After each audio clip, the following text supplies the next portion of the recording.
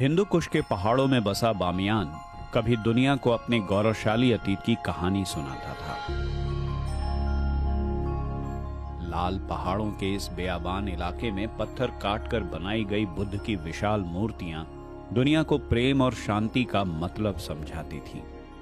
भारत आए चीनी यात्रियों फाहियान और वेनसांग के सफरनामे में भी इनका जिक्र मिलता है। वेनसांग ने तो लिखा है कि उस वक्त इन मूर्तियों पर सोने चांदी के जेवर भी मौजूद थे। तब ये कारोबार का रास्ता था और सिल्क रूट से आने वाले मुसाफिर यहाँ के शहर गुलगुला और शारे जोहक के दुर्गों में आराम फरमाते थे। इन्हीं दुर्गों पर इस इलाके की हिफाजत की जिम्मेदारी थी। मंगोलिया से आए चंगेज खान ने इन शहरों को तो तबाह कर दिया, लेकिन तब भी बामियान की मूर्तियों पर आंच नहीं आई। नए दौर में अफगानिस्तान पर जब तालिबान का कब्जा हुआ तो यही मूर्तियां उनकी आंखों में चुभने लगी। आखिरकार मुल्ला उमर ने ऐलान किया और जिहादियों ने बुत परस्ती की निशानी कहकर इन्हें मिटाना शुरू कर दिया। लेकिन फिर भी बहुत कुछ था जो बचा रह गया। गुफाओं में बसे मंदिर, बौद्ध मठ और बौद्ध पेंटिंग भी इनमें शामिल है। लेकिन इन विरासतों पर अब एक नया खतरा मंडरा रहा है।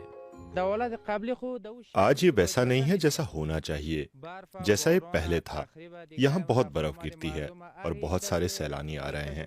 अगर इसे बचाने पर काम किया गया तो ये बेहतर होगा, लेकिन अगर ऐसा ही रहा तो धीरे धीरे बारिश, बर्फ और भूकंप में तबाह हो जाएगा। यहाँ के मौसम का ये हाल है कि गर्मियों में ये जगह बिल्कुल सूखी हो जा रही है।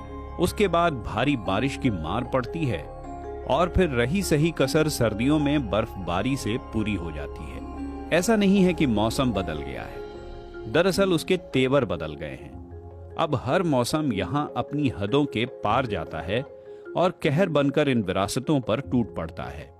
इस इलाके में जमीन का कटाव बहुत तेजी से हो रहा है। शाह मामा के बुद्ध को साल साल की तुलना में ज्यादा नुकसान हुआ है, क्योंकि यहाँ आने वाले लोगों की संख्या वहाँ की तुलना में बहुत ज्यादा है। ऐसे में नुकसान भी ज्यादा है। ये प्रमुख रूप से ज्यादा लोगों के आने और साथ ही बारिश और बर्फबारी के कारण होता है। अफगानिस्तान में हरियाली पहले से ही कम रही है और जो थी वो बीते कई दशकों से चली आ रही जंग की भेंट चढ़ चुकी है। बीते 30 सालों में हुए जलवायु परिवर्तन का नुकसान यहां साफ साफ दिखता है। बारूदी सुरंगों को हटाए जाने के बाद से यहां सैलानियों की आमद रफ्त बहुत तेज हो गई है, लेकिन इससे फायदे की जगह नुकसान हो रहा है। आप देख सकते हैं कि गोलगोला शहर की मरम्मत नहीं हुई है और ये अब मिटने के कगार पर है और हर दिन नुकसान बढ़ता जा रहा है। इसकी वजह यह है कि बड़ी संख्या में लोग आते हैं और वो नहीं जानते कि ऐतिहासिक जगहों के साथ कैसा बर्ताव करना है।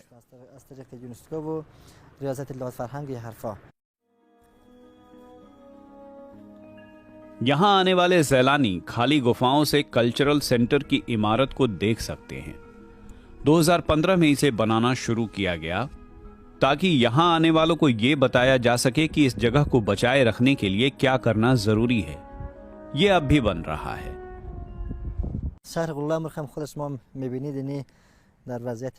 अब तक तो बस यही हुआ है कि मचान और चबूतरे बनाए गए हैं, साथ ही बुद्ध की मूर्ति के पीछे नालियां बनाई गई हैं ताकि पानी बुद्ध के सिर पर ना गिरे बल्कि बाईं और दाईं ओर निकल जाए। ये काम यूनेस्को और संस्कृति विभाग ने किया है ताकि मूर्ति को नुकसान से बचाया जा सके।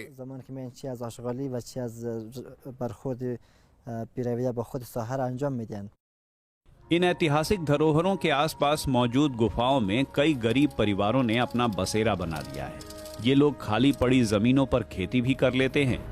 खिड़कियों पर प्लास्टिक की चादरें लगाकर इन्होंने अपने ऊपर छत का जुगाड़ तो कर लिया है, लेकिन इसका बोझ धरोहरों पर पड़ रहा है।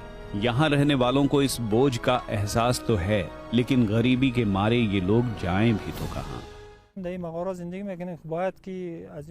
हम इन गुफाओं में रहते हैं। अगर हमें कहीं और रहने की जगह मिल जाएगी तो हम वहाँ भी रह लेंगे, क्योंकि लोग इन गुफाओं में आग जलाते हैं।